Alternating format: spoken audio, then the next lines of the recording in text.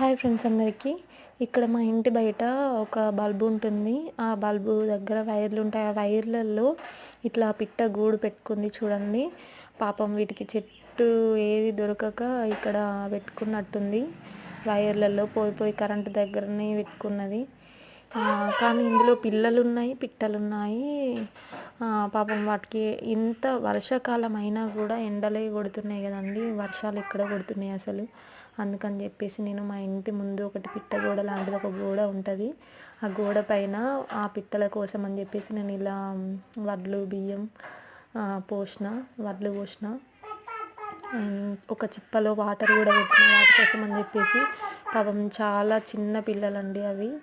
అంత చిన్న పిల్లలు కాబట్టి అవి దాహానికి తట్టుకోలేవు కదా. అందుకని చెప్పేసి ఇలా చేశాను. మీకు నచ్చితే లైక్, షేర్ అండ్ సబ్స్క్రైబ్.